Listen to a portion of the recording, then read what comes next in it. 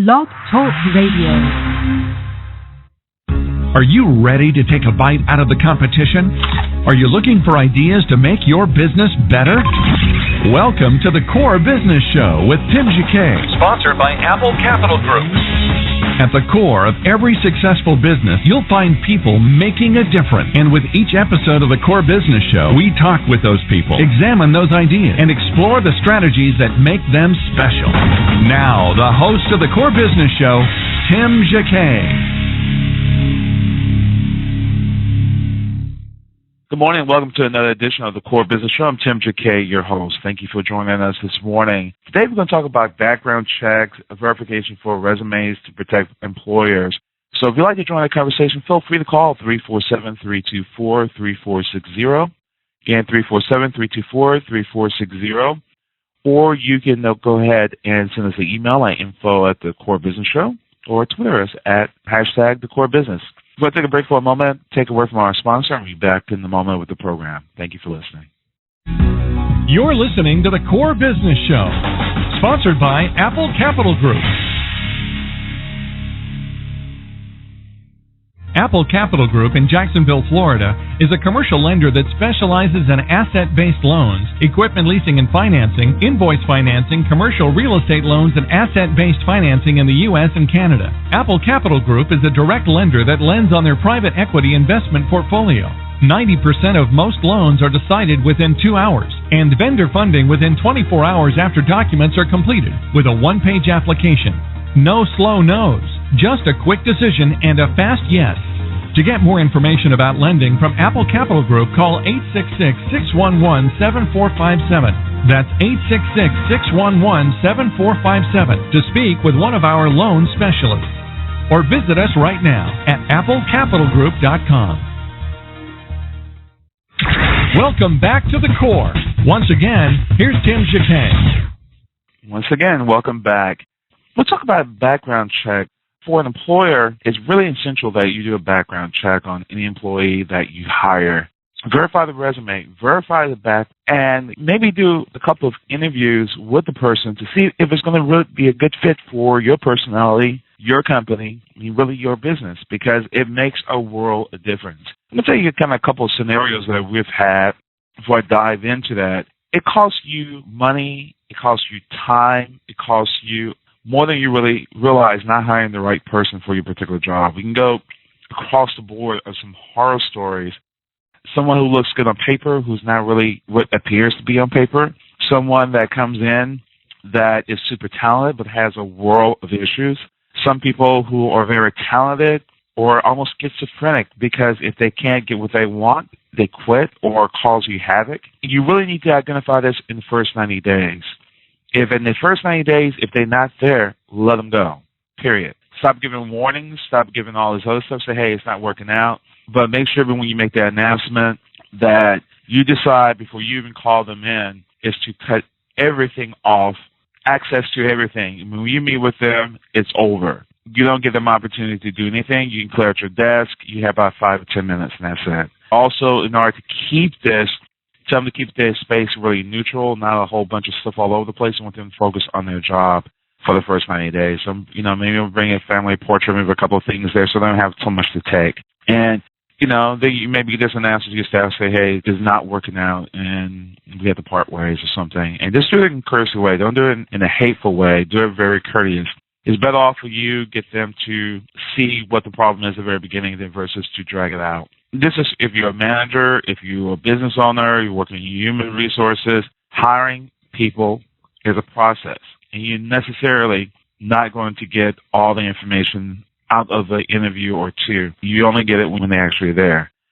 Studies indicate that 75% of the resumes contain forms of falsification, and fully 89% has misleading information. So call the last employer, see what really happened, and just kind of judge, say, hey, kind of say, hey, just give me facts. That's all you really want. Not your opinion, because it's so you don't be put in a situation. Just give me the facts of the story, what I'm anticipating. And that's it. The facts will speak for itself. Then you can sit there and judge if there's going to be a good fit for your organization or not. But verify what's on that resume, and it will kind of save you at least a lot of headaches and troubles. Now, if you also go through not only verifying their resumes, if they're going to be working with some finances or seeing people financial or credit information or taking their information, you want to do a credit check. You do all three bureaus, and costs you probably $90. If you do a background check, it probably costs you $5. So really a $15 investment if you're getting ready to hire the person is really worth it. Wait till you get to that second interview and say, yeah, you want to make an offer. Have them to fill out the application completely and clearly. Make sure you get any disclosures, your sexual harassment, your confidentiality agreement, your non-disclosures agreement, and your file.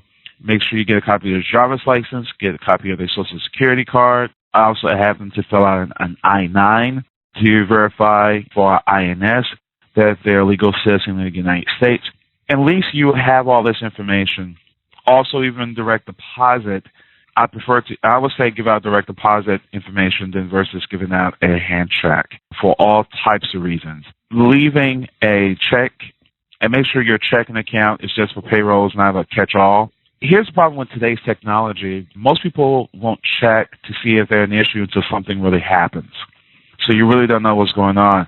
And you can take a picture of someone's check and draft it, and it causes you a lot of headaches. So best thing a lot of employers are doing today is doing direct deposit. Maybe the first check has to be a check, but if it's done ahead of time, at the very beginning of the process, to direct deposit.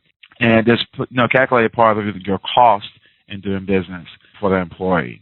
Hey, this is my background check, maybe $10. Here's my credit check. You don't have to run all three bureaus. If you're in certain regions, some bureaus will stand out than the others. Remember, you're going to get different scores. At least you know how they're going to pay their bills, or if they really need it. You kind of analyze that. If they're in a financial stray, sometimes they just deadbeats don't want to pay their bills. So kind of do those due diligent things when you bring somebody on board, and that will save you a lot of time.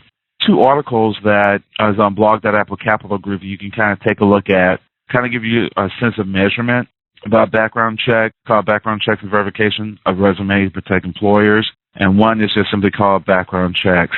But I also kind of give you another thing that's going to help your business. If you look at the benefits of that, you have a lower turnover, and one of the main reasons of using background checks is to screen your potential employees if they can actually lead to turnover. That's why you do that. Number 2, you want to look at their tenants. The tenants is important to your company as well. Your tenants you can't function if they're not there. Also, you want to reduce the incidence of theft. Otherwise, I mentioned about the checks or things missing in your office, paper clips, those things. You want someone with integrity. And also, number 4, you want to experience productivity. You want them to produce. That's why you hire them. If they can't produce, then get rid of them. And then number 5, find qualified employees. Qualified. If you have to wait a while to get that qualified, make that choice. And number 6, make sure the person who is claiming to be who they are is who they are. That's why you get all that documentation, that bank account that has confirm of the ID, Social Security card, driver's license, do direct deposits, fill out the I-9 form, run the I-9 form. I think it's free through the federal website.